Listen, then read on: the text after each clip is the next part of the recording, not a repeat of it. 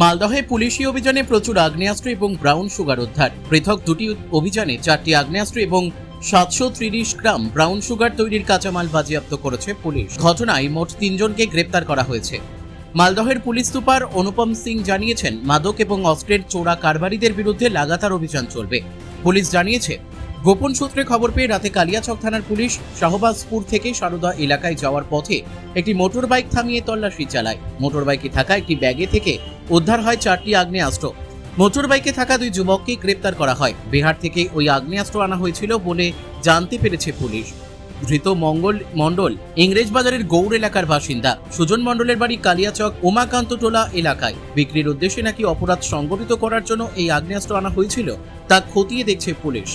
ধৃতদের হেফাজতে নেওয়ার আবেদন জানিয়ে আদালতে তুলেছে পুলিশ। এদিকে রাতেই ইংরেজবাজারের বাধাপুকুর এলাকায় সন্দেহভাজন যুবককে আটক করে উদ্ধার হয়েছে 730 গ্রাম ব্রাউন সুগার তৈরির কাঁচামাল। এই ঘটনায় দক্ষিণ দিনাজপুরের কুমারগঞ্জের বাসিন্দা নাজমুল মোল্লা নামের এক যুবককে গ্রেপ্তার করা হয়েছে। মালদহের পুলিশ সুপার অনুপম সিং জানিয়েছেন, আটক মাদকের মূল্য 20 লক্ষ টাকারও বেশি। দক্ষিণ দিনাজপুর থেকে ওই মাদকের কাঁচামাল মালদহে আনা হচ্ছিল। ধৃত নাজমুলকে হেফাজতে নেওয়ার আবেদন জানিয়ে আদালতে পেশ করেছে পুলিশ। কালকে 14 তারিখে ইংলিশ বাজার পিএস মোটামুটি 8টা নাগাদ একটা খবর পেল কি একটা লোক দক্ষিণ দিনাজপুর থেকে বাঁধাপুকুর মোড় দিকে আসছে আপনার কিছু সাসপেক্টেড ব্রাউন সুগার নিয়ে। এই ইনফরমেশন ওয়ার্ক আউট করার জন্য ইংলিশ বাজার থেকে টিম গিয়েছে। তো যে সাসপেক্ট ছিল ওনাদেরকে বাঁধাপুকুর মোড়ে অ্যাটাক করেছে। যখন প্রপার লিগাল ফর্মালিটিস করে ওনাদেরকে চেক করা হয়েছে তো ওনার পজিশন থেকে 730 গ্রাম র মেটেরিয়াল ব্রাউন সুগার পাওয়া গেছে। যে লোককে আমরা পরে অ্যারেস্ট করেছি ওনার নাম আছে নাজমুল মোল্লা। ওনার বাড়ি আছে বাদ अंगीना রানাডাঙ্গা কুমারগঞ্জ দক্ষিণ দিনাজপুর। আর এনাদেরকে অ্যারেস্ট করা হয়েছে। এনাকেও আমরা মাননীয় আদালতে পাঠাচ্ছি।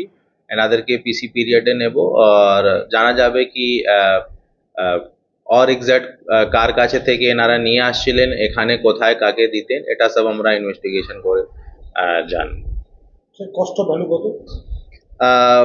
র মেটেরিয়াল যে আছে মার্কেটে অ্যাপ্রক্স 25 থেকে 30 লাখ পাওয়া যায়। তো ये 730 গ্রাম আছে তো 20 থেকে 22 লাখ মার্কেট ভ্যালু হবে। কদিনে প্রেয়ার করছে?